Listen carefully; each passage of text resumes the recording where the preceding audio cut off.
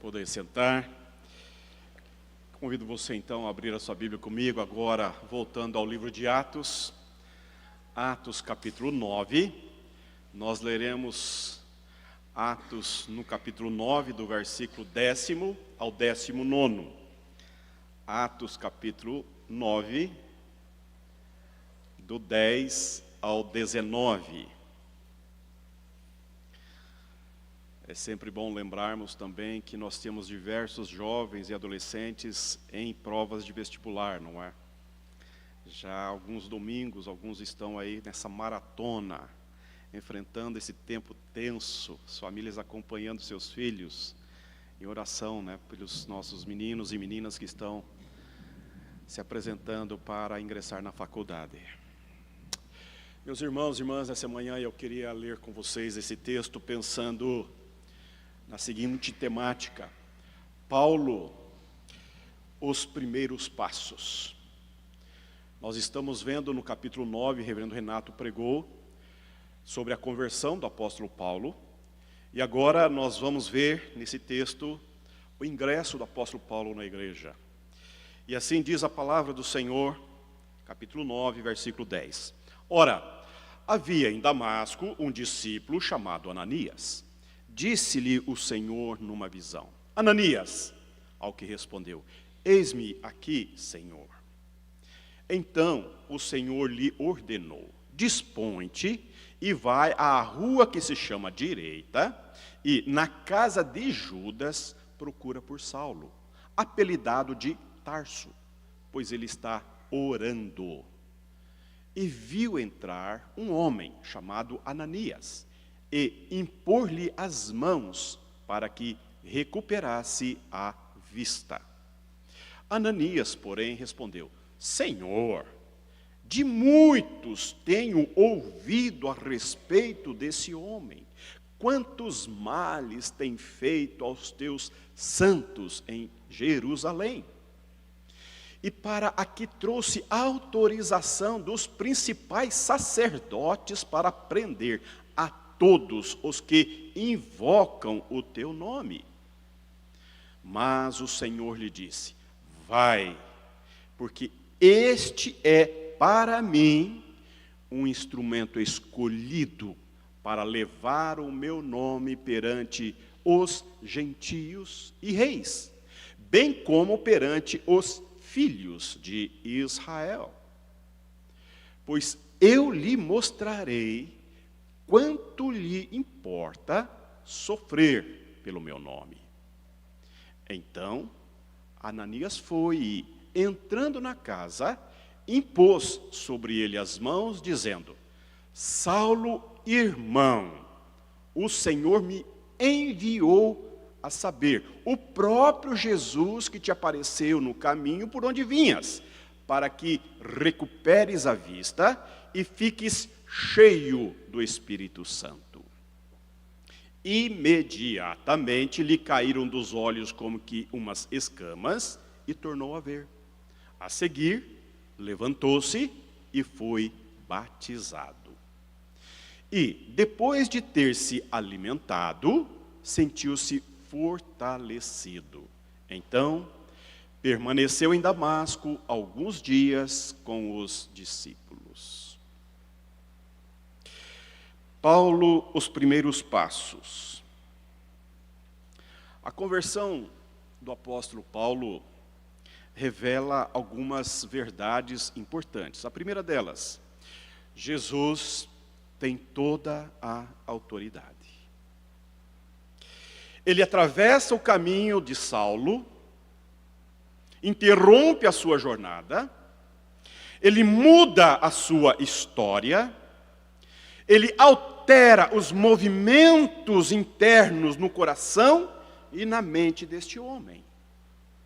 Jesus, na conversão de Paulo, é clara a autoridade que Jesus tem sobre todos os nomes. Ele faz isto. Segundo lugar, é Jesus quem o escolhe. Não foi Paulo que procurou Jesus, mas foi Jesus que entrou na vida do apóstolo. Foi Jesus que entrou na vida daquele perseguidor. Foi Jesus. Em terceiro lugar, a conversão é obra da graça de Deus. De Saulo para Paulo, de besta fera, como diz John Stott, para cordeiro. De perseguidor a perseguido, de religioso a um cristão fervoroso. A graça de Deus operou na vida desse homem, arrancando das garras da lei, libertando-o de todo o processo legal, de uma estrutura religiosa, e levando-o aos pés do Cristo ressurreto. Em quarto lugar, a igreja é a comunidade dos discípulos. Jesus prepara a igreja para receber a Paulo. Jesus tanto fez a obra na vida de Paulo, de Saulo, quanto preparou a igreja para recebê-lo, para acolhê-lo. Cristo é o Senhor da igreja. Ele age lá e age cá. A igreja obedece às ordens de Jesus. A igreja vive por Cristo, em Cristo. Ele é o cabeça da igreja. A igreja não é acéfala. O cabeça da igreja é Cristo. O corpo, a igreja, a comunidade, está submetida a Cristo Jesus. Ela caminha em Cristo Jesus. A oração é a marca do cristão. A oração. O apóstolo Paulo, saindo da sua condição de fariseu, perseguidor, cego, ele vai jejuar e vai orar 3 dias e nada comer. Orar. Recém-cristão, vai orar, vai jejuar. Ananias, um cristão, está orando e Deus lhe fala. Esse texto nos fala de alguns valores fundamentais. Hoje, como sendo o culto, o domingo que precede a reforma, podemos falar de várias temáticas reformadas aqui presente. A salvação pela fé, a graça irresistível de Deus em Cristo, o sacerdócio universal de todos os crentes. A igreja é a comunidade dos discípulos, porque a igreja acolhe, recebe os novos discípulos. Quando Cristo salva, quando Cristo interfere na vida de alguém, quando Cristo revela a sua graça, Ele o impulsiona ao corpo dele, igreja. Então, é a igreja que tem que acolher, receber aqueles que Deus está em Cristo salvando. E, em quinto e último lugar, Jesus encaminha as nossas vidas. Ananias vai ter com Paulo na rua direita, e Jesus restaura por Ananias a visão a Paulo. Meus irmãos, minhas irmãs, nessa manhã, pensando em todos esses valores, essas introduções, eu queria ver com vocês 3 importantes fatos que nós precisamos olhar nesse texto. 3, rapidamente. O primeiro deles, a importância do acolhimento de novos discípulos na igreja. Paulo, ou Saulo, era uma figura que causava medo, que causava terror aos cristãos. A sua fama já extrapolou os limites de Jerusalém. Por onde os cristãos saíam de Jerusalém, por onde eles iam, eles davam notícias da perseguição dos judeus para com os cristãos em Jerusalém. E eles saíam para buscar colocar a salvo suas vidas. E em todas as pessoas que saíam, muitas delas falavam: um homem chamado Saulo, que ele está prendendo, colocando em prisões homens, mulheres e crianças, é um homem terrível. Está perseguindo a Cristo, perseguindo os cristãos. Ele esteve na morte de Estevão, ele consentiu com a morte de Estevão, ele pegou cartas agora para ir a Damasco, para prender cristãos. Este homem, agora, vai ser apresentado como discípulo de Jesus. como é importante a igreja compreender, perceber, ter esta convicção e a percepção dos movimentos do Espírito Santo na vida das pessoas. Isto é fundamental, é necessário. E mais do que apenas receber bem, receber muito bem. E eu diria aqui que Paulo, de fato, foi encaminhado por Jesus ao Ananias correto, ao Ananias certo, não é? Ao Ananias que está aqui no capítulo 9. Este Ananias é um judeu, ele mora em Damasco e deve ser um homem importante na cultura judaica, respeitado na cultura judaica e cristão. Ele tinha acesso nas comunidades judaicas também, e ele era respeitado. E Jesus encaminhou Paulo a este Ananias. Eu fico imaginando se fosse ao Ananias, marido de Safira. Lembra do Ananias? Não ia dar certo. Não daria certo. Meus irmãos, eu creio que nós precisamos ficar atentos aos movimentos de Deus na vida da igreja. Ao que Deus está fazendo na vida da igreja. As mulheres e homens, jovens, crianças, adolescentes, que estão sendo acolhidos já pela graça de Deus e que precisam ser acolhidos na comunidade de fé.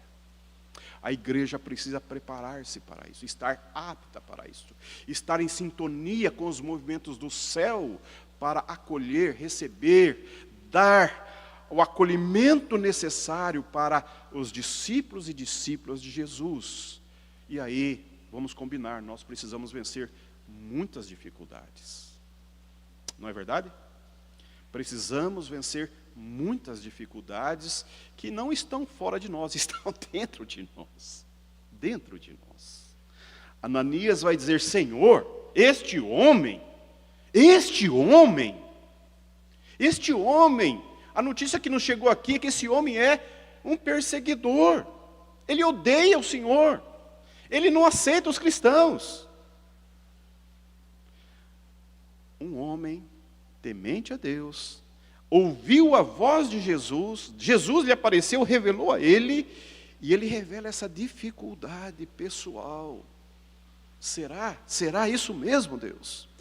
Fico pensando, meus irmãos e irmãs, que às vezes o nosso olhar humano, ou outras vezes nosso olhar religioso, trazem prejuízos para o acolhimento, a aceitação do outro, da outra que é tão diferente de nós, na comunidade de fé. Fico pensando nisto. Fico pensando quando nós ficamos controlando, desejando controlar quem deve, quem não deve ser membro da igreja, sem considerarmos a ação sobrenatural do Espírito Santo de Cristo na vida lá e na vida aqui, no mundo e na igreja, na sua vida e na minha vida. Como isso faz diferença? Paulo, de fato, deveria ser bem encaminhado, não poderia ser qualquer igreja, não deveria topar com qualquer cristão, não deveria ser abordado por qualquer pessoa. Ele precisa de fato de orientação, de encaminhamento, de condução. Assim como todo novo convertido, toda nova convertida precisa de ser bem direcionado, orientado, ajustado, integrado, ensinado, para que de fato a pessoa sinta-se pertencente, não apenas a Cristo, mas ao corpo de Cristo. Não apenas como membro do Cristo, que seu nome está no céu, mas também membro pertencente ao povo de Deus, na comunidade do povo de Deus. Há de se ter cuidado com a importância do acolhimento de novos membros. E o contrário também é verdadeiro. Nós estamos falando aqui do apóstolo Paulo. Mas também nós temos muito charlatanismo, muita gente querendo receber as mãos, a imposição de mãos, inadvertidamente, inapropriadamente. É preciso dar importância a isso. Temos, de fato, esse tempo precioso de acolhimento, de escuta, de fala e, sobretudo, de oração, Porque, às vezes, as pessoas se esbarram na igreja com gente que não tem o mínimo comprometimento com a espiritualidade da pessoa. Não tem o mínimo comprometimento com a formação espiritual do novo convertido. Não tem o devido cuidado de ajustar, orientar, orar junto, orar com, orar por, ler a Bíblia, estudar. Meus irmãos, minhas irmãs, hoje nós temos gente muito feridas porque entram numa comunidade de fé e sofrem pessoas que não estão conectadas com o Evangelho de Cristo e muito menos com o que Cristo está fazendo na vida das pessoas. E isso causa um estrago horroroso na igreja e na vida das pessoas.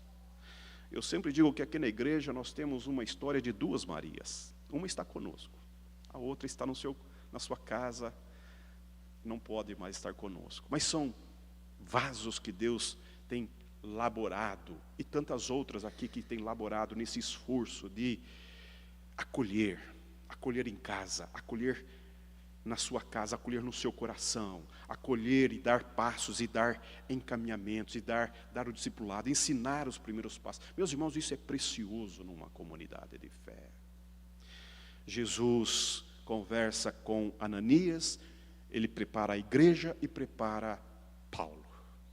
Há um cuidado de Jesus em cuidar do seu corpo e em cuidar dos novos discípulos. Nós precisamos ficar atentos a esta necessidade na vida da igreja. E em segundo lugar, a importância da oração na vida cristã. Veja comigo que Ananias vai ter uma conversa com Jesus, não é? Jesus fala com Ananias, dá uma ordem para Ananias, vai. E ele titubeia, e ele coloca as suas questões, as suas dificuldades, os seus temores, as suas ansiedades para com aquela pessoa. O que é isto? Isto é uma conversa, isto é uma oração. Diferentemente de uma oração que nós fazemos litúrgica aqui no templo, a oração faz parte da vida cristã diária. A oração é uma comunicação do cristão com o Senhor da sua vida. A oração é uma comunicação diária, cotidiana, com o Deus da nossa fé, em Cristo. É através da oração que Deus labora na nossa mente, no nosso coração, e que nós vamos confirmar na palavra do Senhor.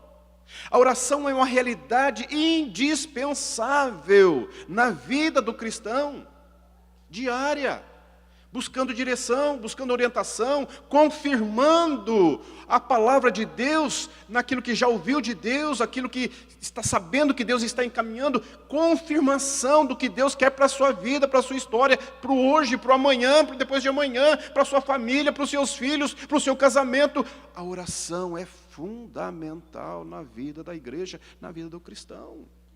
O que aqui é uma conversa. Ananias sente-se encorajado, respeitosamente, em colocar as suas dificuldades. Ele não quer desobedecer às ordens de Jesus, mas ele quer ter segurança de que de fato é isto mesmo que ele está entendendo. E então, que coisa extraordinária. Jesus vai dizer: ô Ananias, você vai de novo. 2 vezes Jesus, vai, você vai. Você vai, Ananias, porque este é precioso. Você vai. Você vai. E Paulo? Diz-nos o texto que Paulo estava orando 3 dias, não é? Vamos ver lá?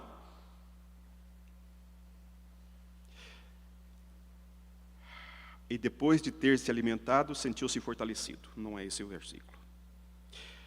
Mas está aqui no texto que Paulo, por 3 dias, orou e jejuou. Ele parou de comer, ele se absteve. O que ele fez? Ele já não mais faz as suas orações no templo. Ele não mais vai nas ruas exalando o seu jejum. Não, agora ele está íntimo. Ele está dentro de uma casa. Ele recolheu-se à sua humildade. A relação agora é de fé. A relação agora é de entrega, é de renúncia, é de quebrantamento. A atitude deste novo converso é de uma busca de entendimento do que está ocorrendo na sua vida. Ele está cego, ele perdeu a visão, ele perdeu o rumo, ele perdeu o controle da sua própria história. Ele está em crise, ele está absolutamente fora do eixo. E o que ele precisa fazer é ajustar-se, integrar-se, voltar a compreender, a fazer uma leitura adequada da sua nova realidade que se apresenta para ele. Ele cego, ele sendo cuidado, conduzido, um homem orgulhoso, um homem líder forte, resistente, impetuoso, diria. Mas agora ele está orando, humilhado, quebrantado, cheio de perguntas, tentando elaborar em oração. Em oração. Ô meu irmão, ô minha irmã, eu sempre entendo que quando nós temos dúvidas, nós não tomamos decisões, nós oramos. Nós oramos. Quando nós não sabemos o que fazer, nós devemos orar. Orar. Isso é o que nós devemos fazer. Quando devemos tomar decisões importantes, nós devemos orar. Devemos orar. Quando os nossos filhos estão em crise, nós devemos orar. Porque é a oração que nos ajusta. É na oração que a graça nos abraça. É diante do trono da graça de Deus que a doçura, o poder, o amor, a graça a nós é revelada. Às vezes nós perdemos grandes oportunidades de termos profundas experiências com Deus na oração e ficamos mais questionando Deus as nossas crises, mais como criança birrenta, dizendo: Deus, eu não quero falar com o Senhor, eu estou de mal do Senhor, eu não quero falar, eu não vou orar, porque isso não devia acontecer, quando na verdade Deus está dizendo: vem para mim, eu quero fazer algo novo na tua história, vem. Quebrantado, humilhado, arrependido, quebrantado, escancarado, humilhado. É isso que Jesus está fazendo na vida desse homem. Uma mudança de direção, uma mudança de sentido, uma mudança extraordinária de rota. Esse homem vai sair de ser perseguidor para perseguido. Deus está em Jesus Cristo fazendo uma mudança profunda na vida deste homem. Assim como Ele quer fazer na tua vida, na minha vida, em nossas vidas, na tua casa, na vida de teus filhos, através da oração. A oração é um necessitado buscando ser saciado. Essa é a oração. A oração é o desprovido buscando provimento. É o pecador buscando graça. Isso é oração. É isso que a oração é na vida cristã. E em terceiro e último lugar, rapidamente, a importância da igreja viver a missão. Meus irmãos, acolhimento de novos discípulos, a oração na vida cristã e a importância de vivermos a missão. Num primeiro momento, Ananias ficou assustado, preocupado, muito preocupado, mas no segundo momento ele já vai chamar Paulo de irmão. Não é? Quando vai à casa direita, na casa do Judas, é outro Judas também, não é? Ele vai dizer: Saulo, irmão, Jesus me enviou aqui para orar por você. E quando ele ora, enquanto ele está orando, e aí possivelmente haja imposição de mãos, cai-lhes as escamas dos olhos, ele passa a ver. E diz no texto que imediatamente ele foi batizado. Ele foi batizado.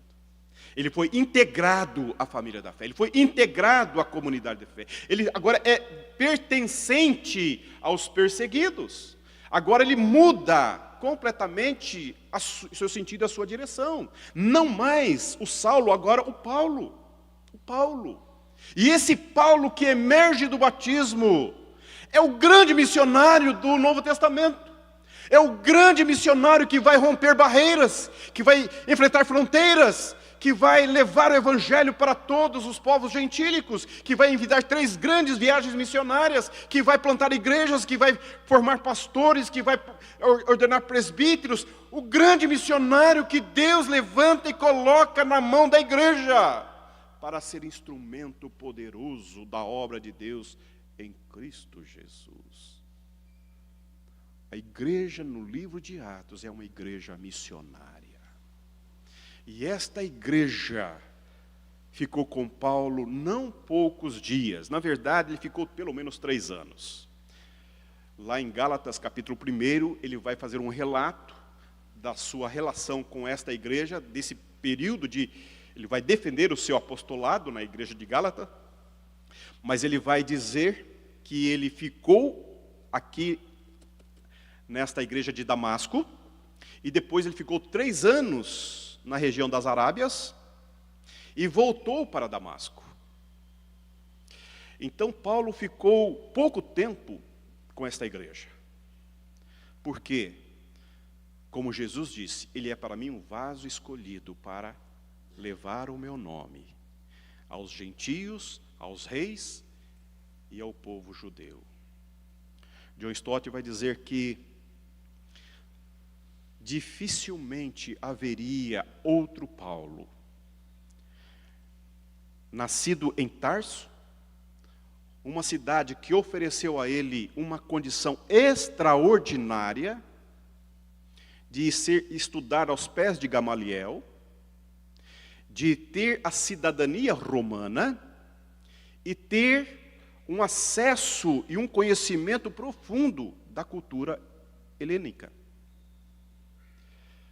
Mas Hendricks vai dizer que a graça de Deus forjou esse homem para o Evangelho. Eu fico pensando, meu irmão, minha irmã, que Deus tem olhado para você e visto coisas em você, e olhado para a sua vida, para a sua história, querendo fazer algo novo, extraordinário nesse tempo. A graça de Deus não desperdiça sofrimento na vida do crente. A graça de Deus é objetiva na nossa história. Ele tem propósitos eternos para você e para mim, para o seu povo, porque Ele é o Senhor da nossa história. E a igreja não pode perder a sua missão. A igreja tem que olhar para fora, ela tem que olhar o campo, ela tem que olhar as ovelhas que ainda não vieram para o aprisco.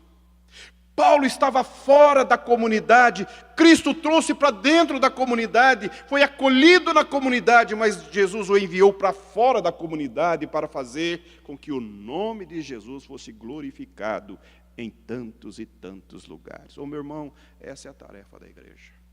Jesus disse aos seus discípulos: ide por todo o mundo e pregai o evangelho a toda criatura. Quem crer e for batizado será salvo, quem não crer já estará condenado. Esta é a obra da igreja. Esta é a missão da igreja. Por isso que a igreja Presidente da Silva Jardim está arrumando para o seu centenário, plantando igrejas, investindo em missionários fora do país, investindo em vocações pastorais e experimentando um crescimento da graça de Deus no nosso meio.